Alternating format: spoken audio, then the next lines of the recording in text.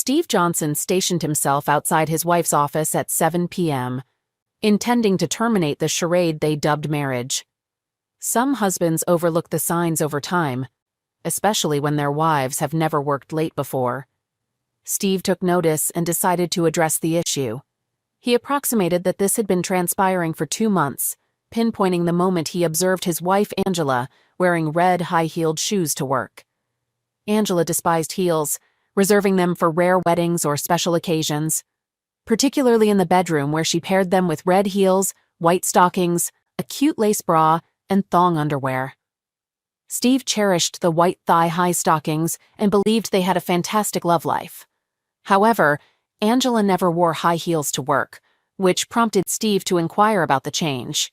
He asked if something was going on, and she explained that she had a meeting with her boss and wanted to look professional. Angela paused briefly and continued walking without turning around. Steve remained silent, contemplating her choice and wondering if it resembled that of a professional, yet remained discreet. The revelation unfolded over time. Initially, it was an occasional hour, but later it escalated to 2 or 3 hours several days a week. Steve realized the truth when Angela attended a bachelorette party, detesting clubs, salons, and bars, preferring dinner or coffee. She disapproved of drinking and looked down on those who indulged. Following her to a third bachelorette party at her boss Martin Schindler's house in Glen Ellen, Steve recognized the location from past gatherings. Waiting an hour to confirm her intentions, he then deflated all 4 tires and returned home. Angela omitted the tire incident but recounted it to their daughter, Jenny, expressing relief that someone merely released the air. Jenny questioned its veracity, and Angela affirmed, grateful they weren't cut, using an air pump Steve insisted she keep in the trunk. Angela admitted to a night at a dance club with friends and suggested avoiding it in the future. Steve consulted a lawyer, initiating the divorce process, leading him to sit in his car near her office, awaiting her impending service. Despite lamenting 21 years of marriage, they produced their 17-year-old daughter, Jenny, Steve's pride and joy. They initially met when Angela, a receptionist aspiring to become a paralegal, assisted Steve with a contract dispute. Dating blissfully for 2 years, they married, and Steve believed in the happiness of their marriage until Angela started working for Martin Schindler. Despite Steve's truck driving job with long hours, they maximized family time, embarking on weekend trips according to Jenny's schedule, filled with sports or other engaging activities. They explored Galena, Illinois, for wineries, and Lake Geneva, Wisconsin, for shopping and relaxation. Angela's betrayal, unnoticed until the revelation of her choice in footwear, severed their connection. As Angela distanced herself, Steve, previously unaware of her infidelity, observed a decline in her demeanor. He recalled the night he trailed her and initiated a conversation. "Why not have dinner and catch a movie today? I have a rare day off on Friday and I'd like to spend time with you," he proposed. She replied, "You know the deal. Fridays are for my girls. They depend on me as their designated driver. Let them manage for one night. With your extended work hours and those nights with the girls, I barely see you. If you had a genuine job that didn't require driving at all hours, we could spend more time together. But you don't. I've endured it for 2 decades. Deal with it. See you later." Without saying goodbye, she left, leaving him speechless. Following her into the garage, he witnessed her departure, grabbed the keys, and hastily followed. Their area had a single exit, involving a maze of streets to reach the exit of their house. Catching up with her on Main Street, he trailed her to Martin's house. He avoided her for the rest of the weekend, deciding to consult a lawyer on Monday. He wasn't seeking a scorched earth approach. He simply wanted a peaceful end to their marriage. Feeling through her words and actions that she no longer desired him, he questioned holding on to the slippery rope. He believed she could have her boss without a fight on his part. He shared this sentiment with his daughter that Monday, disclosing that she was involved with her boss and expressing his belief that she was cheating on him. His daughter, referring to him as Pumpkin, acknowledged the information, stating that she may not have noticed a difference in the last couple of months, but he did. "No way, Daddy, I don't believe it. I followed her to his house. She claimed she was going out with friends, but that's not true. She went straight to her boss's house, but her tires were damaged at the club." No, honey, I did it. Right outside her boyfriend's house, when I realized she wasn't heading to the club. It's hard to believe, Dad. Me too, but it's true. His daughter sat beside him in the car, anticipating the inevitable fireworks. Are you sure, Dad? No chance? Jenny asked. No, Pumpkin, it's over. She broke my trust and tore my heart. I can't tolerate such betrayal. Even if she had a reason, there's no justification for a prolonged affair. What if she got drunk and it happened just once? Maybe if she'd been assaulted, it would be different. No, she chose this path. She betrayed my trust. Trust is crucial with someone you can never love, someone you can't trust. I could never love someone who betrayed me like that. Our marriage fell apart. Jenny glimpsed two men approaching the car from the window. What a fool, Angela Johnson remarked, looking out of their law office window engaged with Martin. She was relieved the office had gold-tinted windows. I can't believe it. He thought he'd smack me to it. There was no love there. It was animalistic in every way. It took him 6 months to attract Angela, grooming her to replace his wife, who just finalized their 19-year marriage's divorce. He was fed up with his ex-wife's complaints, weight gain, and lack of desire. Embarrassed to be seen with her, he finally broke free when his twins left for college.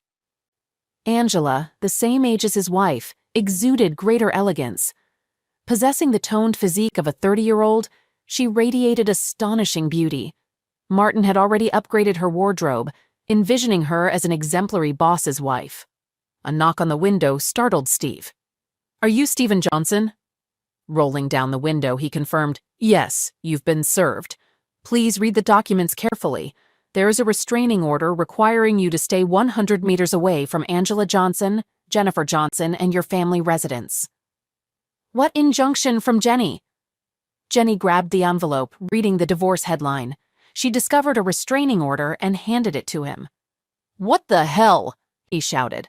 Oh God, no, Jenny moaned. Daddy, I swear I didn't know. What are you talking about? She handed him the remaining papers. The documentation outlined several allegations: spousal violence, child misuse, aggravation of a minor. Jenny, why? Dad, I swear I had nothing to do with this. This is a lie or a mistake. Wait, how did she know I'd be here right now? That's because I told her. His daughter's admission shattered his heart.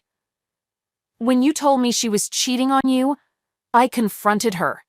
She told me she only did it because she had an investigator's report stating you cheated on her. You can't be serious, can you? Have you seen the report? No. You believed her and not me? Did you let her set me up? Baby, why? I love you so much. Why did you do this to me? I asked you not to say anything. I swear, Dad, I didn't know about the restraining order. This misuse is nonsense. I swear I didn't say anything like that to anyone. He cried quietly, not paying attention to her. Please. A moment later, he said, You have to leave now, Jenny. I can't and don't want to be within 100 yards of you anymore, he said quietly. Dad, no, she screamed. Go or I might get arrested. On top of all this, the sheriff is still here watching me. Reading further, he said, Oh my God, they also froze all my accounts. Crap. What should I do now? Congratulations to you both. You destroyed me. I can't even afford to fight her damn powerful law firm with all these bogus claims. I will forever fight in court. Oh God, no. I'll fix everything, Daddy, she said, getting out of the car and heading toward the office building. Martin and Angela concluded their activities and sighed contentedly. It was great, darling, she said. I just wish I had binoculars so I could see his face. As Martin fastened his belt and Angela smoothed out her dress, Jenny stormed into the office screaming, You're a witch! Child misuse, aggravation. What is wrong with you? Jenny screamed. I should have had the advantage, Angela said. I should have struck first. Now he cannot enter the house or access our money for some time.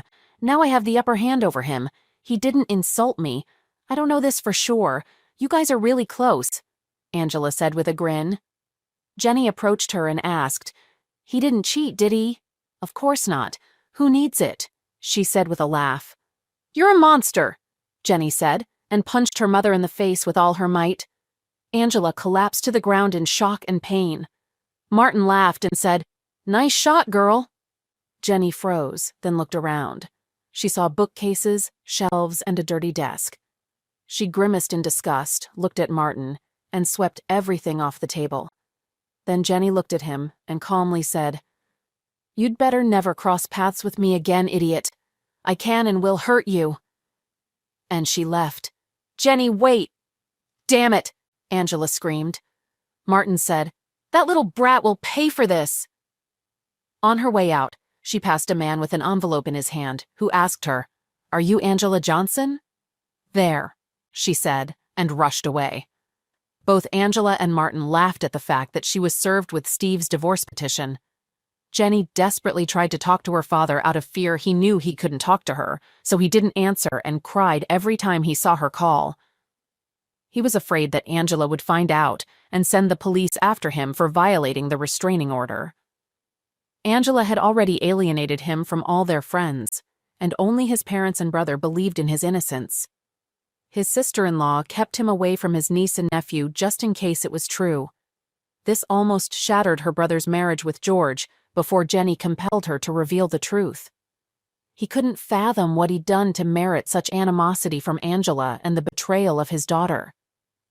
Even without knowledge of the misuse charge, she informed her mother that he was aware of her affair and the impending service.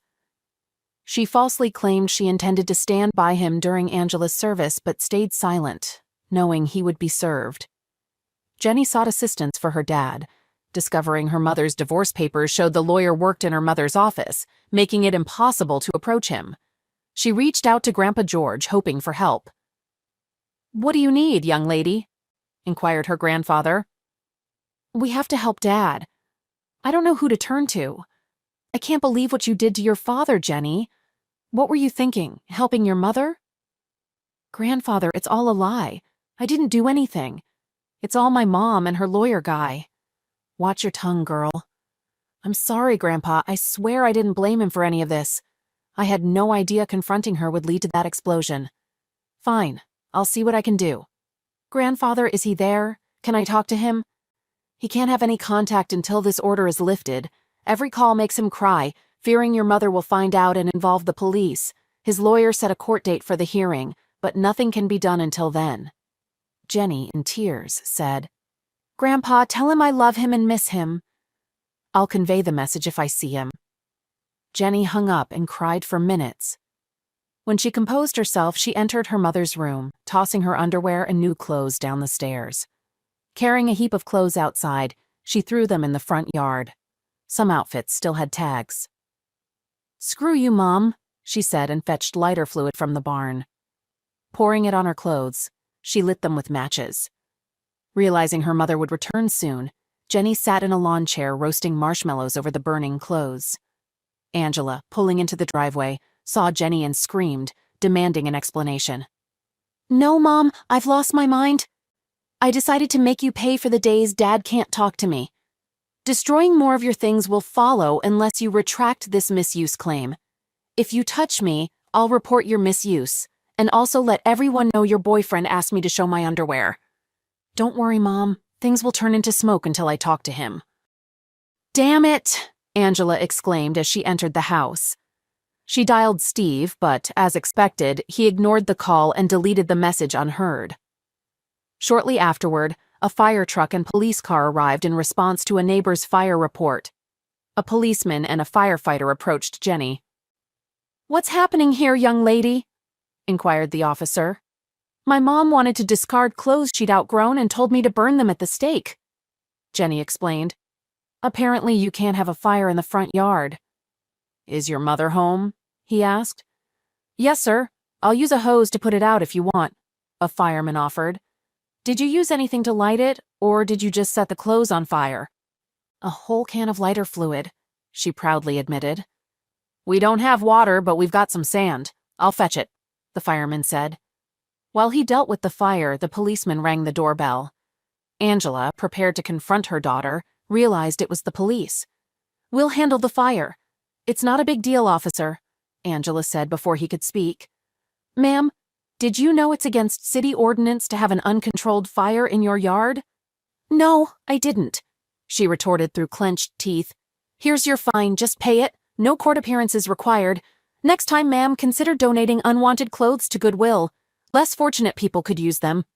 She closed the door. Angela's lawyer attended a restraining order hearing the following Monday, choosing not to renew it, aware it was falsely obtained. It served its purpose, buying time and tarnishing Steve's reputation. Steve's lawyer sought charges against Angela for perjury. The judge, lacking conclusive evidence of false pretenses, dismissed the perjury claim. Though the restraining order was lifted, it offered little comfort to Steve, deeply depressed by false accusations, frozen assets, spousal betrayal, and most painfully, his daughter's betrayal.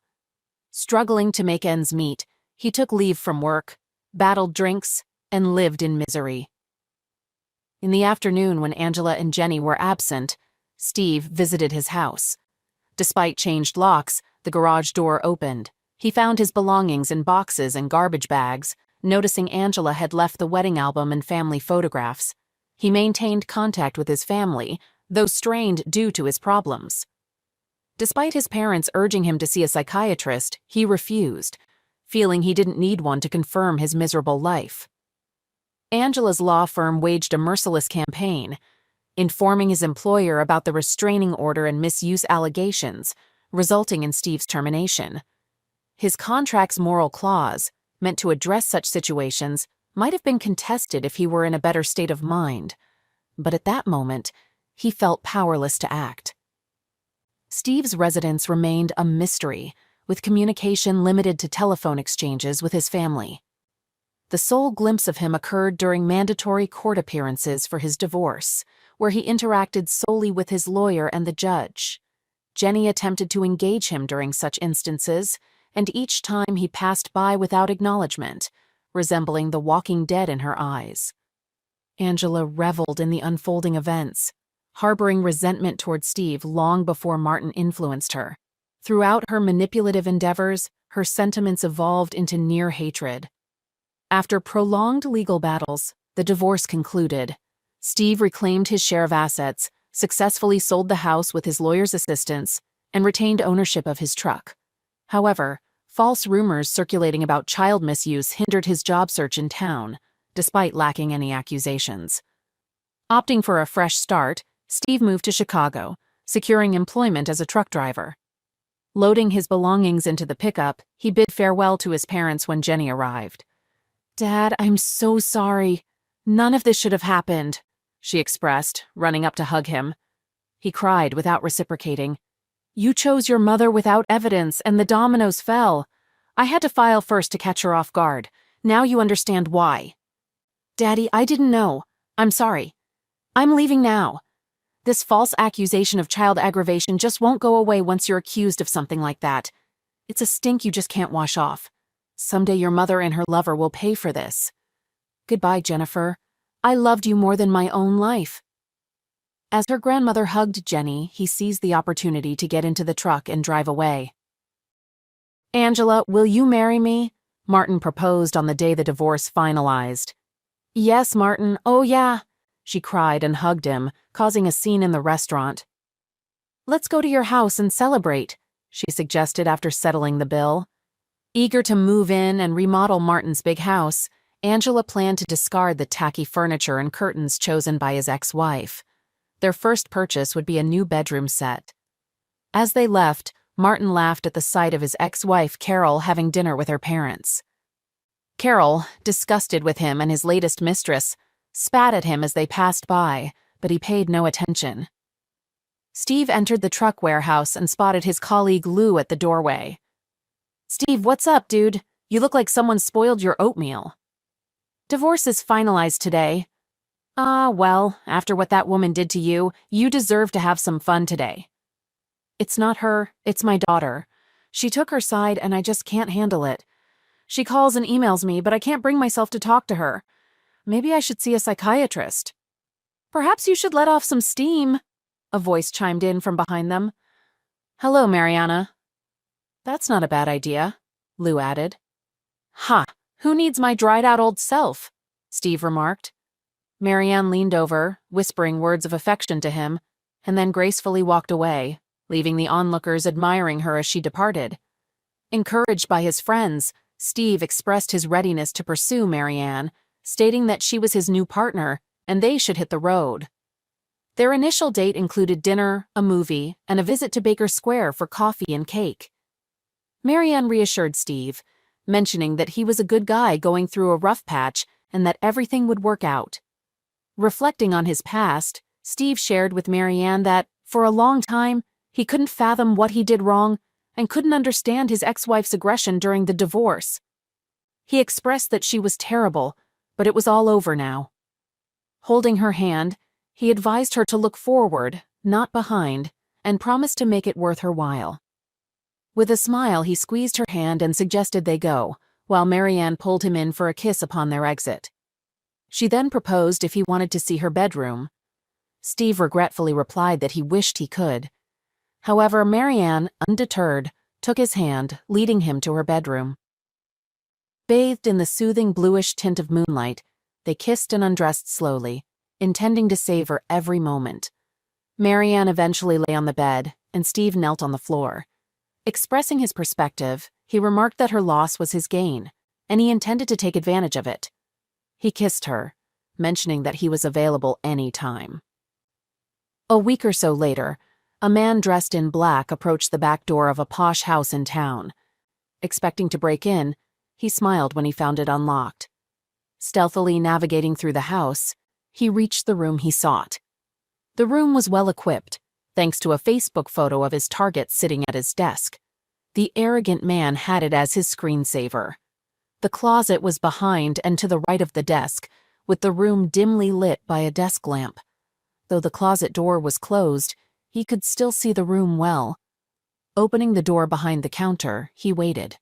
The only concern was the target approaching the closet before sitting down. It might complicate things, but he remained confident the job would be done, with a perfect alibi ensuring his safety. Martin Schindler entered his home office, glancing at the computer monitor angled on his desk, with his back turned to the cabinet. The uninvited guest cautiously opened the closet door and stealthily slipped away. Upon hearing the noise, Martin looked up and discovered a weapon pressed to his head, followed by the pulling of the trigger. Subsequently, the pistol was placed in his hand, and a note was left on the table that simply stated, "Price paid in full." The shooter swiftly exited the door after leaving the note. Upon returning home from the store, Angela entered Martin's office to share the new bedding she had purchased. She screamed at the sight of his lifeless body in the chair and immediately retrieved her cell phone to call emergency. While observing the weapon in his hand with a note on the table, she refrained from touching it. Reading the message, she received a shocking revelation. "No, Steve, no." In distress, she screamed, questioning, "What have you done?" Detective Devontae Jordan received a call and hurried to the Schindlers' home. On arrival, he saw a weeping woman in the living room, with crime scene investigators moving around the office. While scanning the scene, he noticed a new set of golf clubs in the corner and commented, "Good clubs indeed." Continuing his examination, he observed the weapon still held in the sufferer's right hand. Asking one of the first responding officers, he inquired about the current situation, learning that it was an apparent self-inflicted weapon shot to the head. The sufferer was lawyer Martin Schindler, a homeowner, with Angela Johnson as the bride who found the body and called emergency. There was a typed note on a computer, unsigned, consisting of just one sentence. Detective Jordan handed a plastic bag with the note, frowned, and questioned Angela about its meaning. Angela clarified it wasn't self-destruction. Her ex-husband, Steve, eliminated him. Martin disliked weapons and didn't own such a firearm. Angela believed Steve did it because he felt Martin took her away. She admitted to dating the deceased while married. Detective Jordan considered potential motives, including resentment from Martin's ex-wife, who might have been angry about being left. Angela provided an alibi for her whereabouts, assuring the detective. On a sunny Sunday afternoon, Detective Jordan visited Steve Johnson, asking about his whereabouts the previous night. Steve explained he was driving a rig through Rockford, arriving at the station at 9:30 p.m. Detective Jordan informed him of Martin's apparent self-destruction, hinting at inconsistencies. Steve offered additional information, providing his new mobile number for future contact. As Detective Jordan left, he contemplated the oddities surrounding the self-destruction, such as a left-handed person shooting himself with his right hand, typing the note, and the scarcity of weapons marks on his hand. These anomalies troubled him as he prepared for further investigations across Chicago. After the detective departed, Steve took a seat at his kitchen table when Lou asked him what all of it meant. Steve chuckled, remarking that he couldn't believe his ex-fiancée had committed self-destruction. Lou expressed his hope that his alibi checked out. They laughed and clinked beer bottles in a toast. Angela, seated in the front row at the funeral, mourned the man who effortlessly took her from her wonderful husband. Tears flowed for the man who persuaded her to participate in a nuclear attack and execute a good man for change. She was deeply in love with her truck driver husband until she transferred to work for Martin. He targeted her, immediately wearing her down with snide comments about truck drivers and flippant remarks about him during trips. It was too easy for Martin. He planted a seed she had neglected due to Steve's long days and sometimes nights on the road, and it grew. Angela couldn't decide if she cried for her fiancé's loss or her husband's and the breakdown with her daughter. It all seemed like a waste of time. She didn't hear or care if the room buzzed around her. She didn't notice the looks Martin's ex-wife and daughters gave her. They blamed her for his pass away. "You could come to the funeral and pay your respects," Angela said, approaching her daughter, home for the weekend from college. Jenny looked at her intently and said, "How dare you tell me I should respect the man who destroyed my father? Forget you! I shouldn't even call that piece of garbage a man." She slammed the door as she left the house, taking the long drive back to college in La Crosse, Wisconsin. Detective Jordan sat in a meeting with his boss discussing the lack of progress in the case. All the suspects' alibis are verified. Steve Johnson's truck tracker shows no stops on his way from Madison to Chicago, and the timing was correct. The warehouse team identified him as the driver. Angela Johnson's receipts and surveillance place her at Macy's, Victoria's Secret, and Starbucks, as the medical examiner's window showed. At the time of her pass away, Schindler's ex-wife and daughters had dinner with her parents, brother, and sister-in-law in honor of her birthday, said Jordan. "Was it your ex's birthday?" the commander asked him.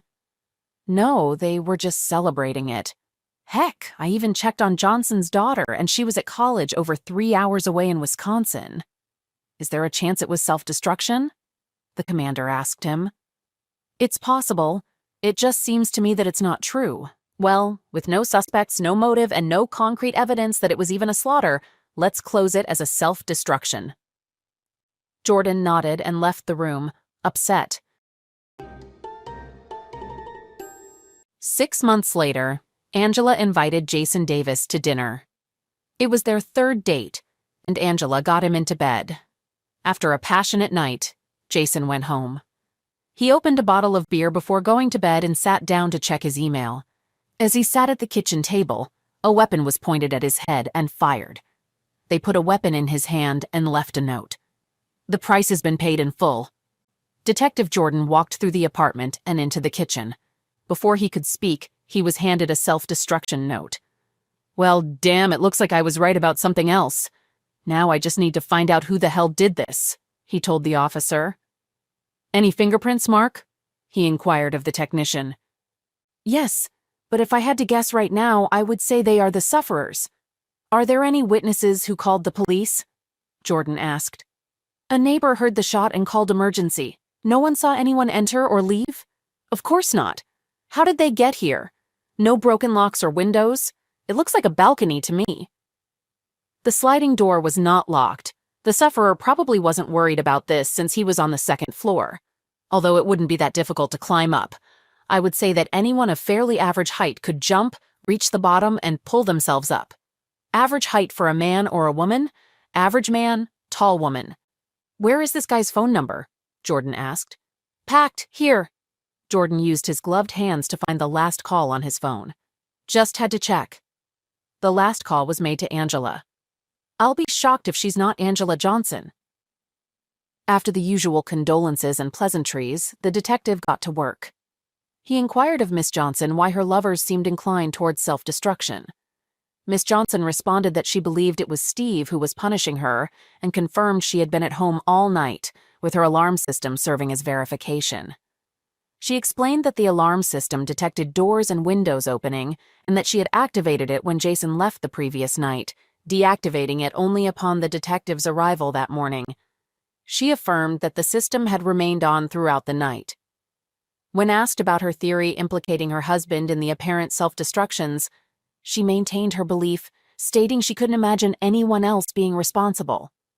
The detective queried about her last communication with her husband before the divorce, any signs of him following or contacting her, to which she responded negatively.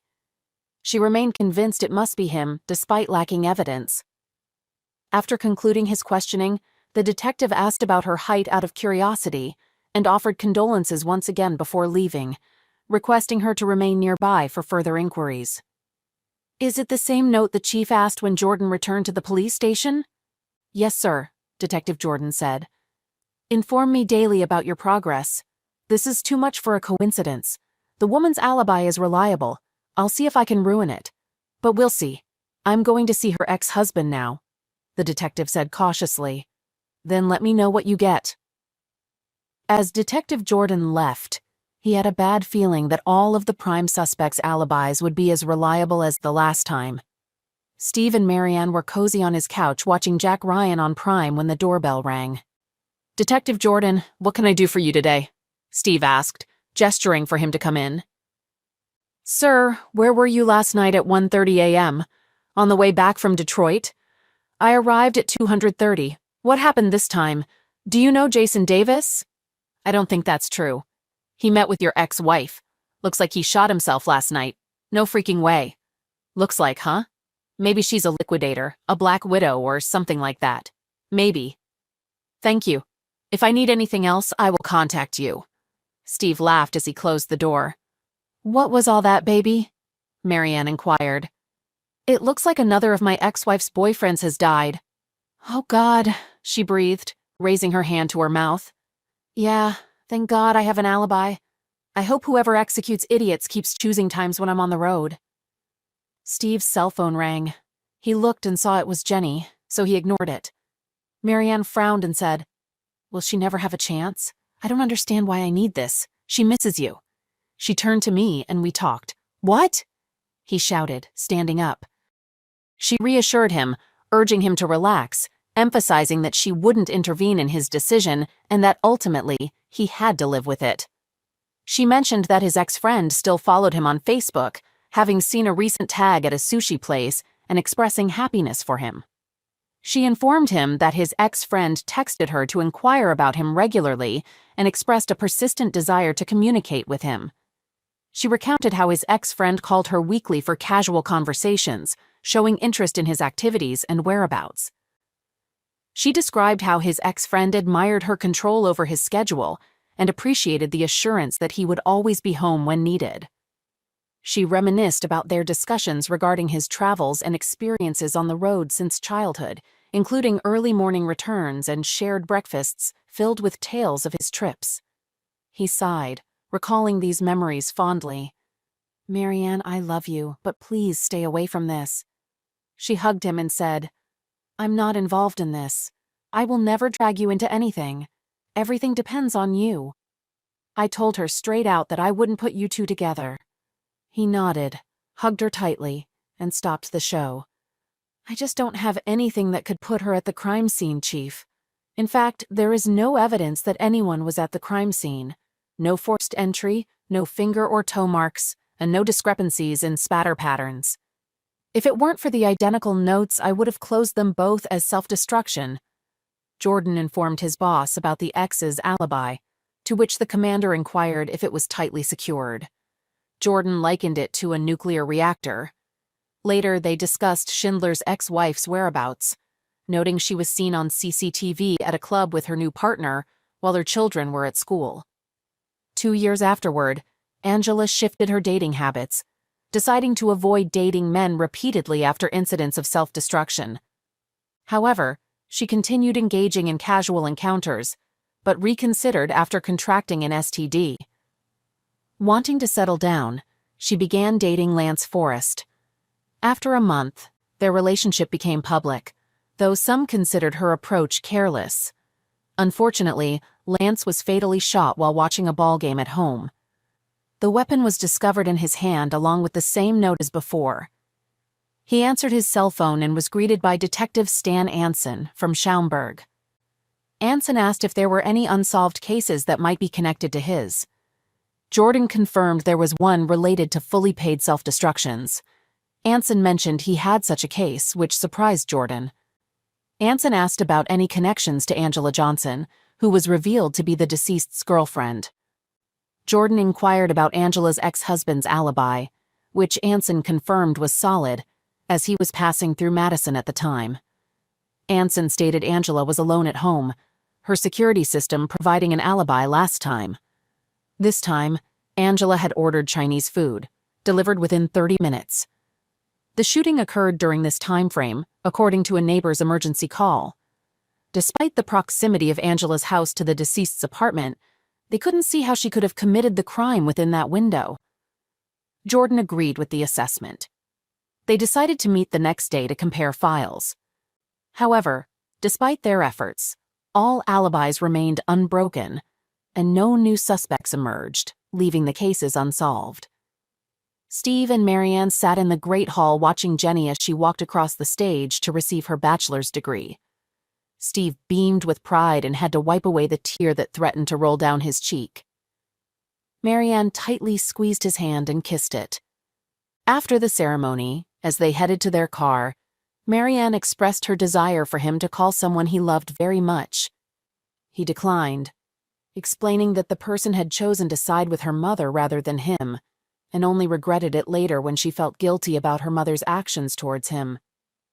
He felt betrayed by her lack of support and emphasized the repercussions it had on his life. Marianne acknowledged his feelings. He reiterated that the person had made their choice, and they all had to accept it. Marianne frowned at his resolve, holding his hand and questioning if he had been as stubborn before the divorce. He admitted he had not been anywhere near as stubborn.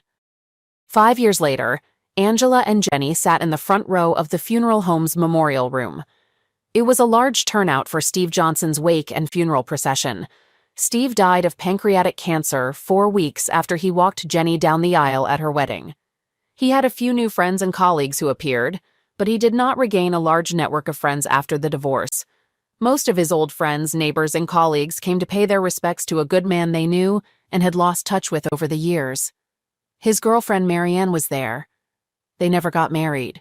She tried very hard not to spit on Angela for the pain she caused her man. His best friend, Lou DeMarco, regaled Jenny with stories about the last years of her father's life. He filled her heart with stories she would never have known. Marianne was the one who ultimately persuaded him to heed Jenny's words and reconcile when he received a terminal diagnosis. For years he had discarded letters, deleted emails, and ignored calls from Jenny. Their reunion was impeccably timed, knowing these were his final months.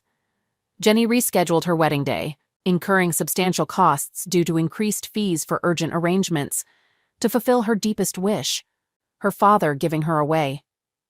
Their tearful reunion and walk down the aisle granted Steve one last peace of mind before succumbing to his final battle. His last words expressed gratitude to Marianne for reuniting him with Jenny and an apology for never marrying her. She understood and never pressured him into marriage. They were already content. Marianne conveyed to Jenny how he always missed her and regretted not contacting her years ago. When her mother inquired, Jenny shared moments of their reconciliation, stating, "He attended my graduation, discreetly in the back rows. Marianne was with him. He followed my career, proud of my achievements as a detective in Streamwood. Clippings from the Herald adorned his walls. He cherished your accomplishments, calling you a crime scene expert." Marianne confirmed, "He said it was because of all that stuff. When you were little, you all watched Columbo and criminologist shows together. He hoped you would make it to Chicago or some other big city and have more important things to do." Jenny smiled through most of the wake, listening to stories about her father's life post-divorce. She was pleased to finally meet Marianne, with whom she still spoke from time to time. His new life seemed as good as it could be, and he died a contented man. After the funeral, she said her last prayer, thanking God that he had finally found peace. Angela attempted to reconnect with Jenny during the wake and funeral, but ruined everything at the after-service lunch with an ill-timed comment. Alone after everyone left, Angela remarked, "Jenny, I finally found peace." Shocked, Jenny responded, "What are you talking about, Mom? I've avoided relationships for years, fearing Dad would damage them. He was acquitted by the police." Enraged, Jenny declared, "You worthless cow! Now you're happy he's gone so you can have fun. I had hoped you changed, but now I hope you rot in hell." Angela winced, attempting to explain, but Jenny cut her off, saying, "The next time I see you, Mom, is when we get your fat back in the ground." Despite Angela's pleas, Jenny concluded, "Goodbye, Mom. Good luck in your bed life." This marked the final exchange between mother and daughter. 10 months later, Angela and her boyfriend, Charlie Harlan, had dinner at an upscale steakhouse. Charlie expressed his appreciation for the wonderful 8 months they had spent together. Angela squeezed his hand and reciprocated his sentiments, expressing her initial uncertainty about finding love again, but feeling fortunate to have found each other. Charlie then confessed his love for Angela and proposed marriage. Angela took a deep breath and accepted his proposal. At that moment, she thought to herself that he was dead, and she had nothing to worry about. A week later, Charlie sat on his back porch contemplating his impending wedding, and Angela moving in with him. He drew deeply from his Cuban Monte Cristo No. 2 cigar and exhaled the smoke. As he sighed contentedly, a weapon was pressed to his temple, and the trigger was pulled. A pistol was put in his hand, a cigar was set in an ashtray, and a note was left under a heavy ashtray on the table.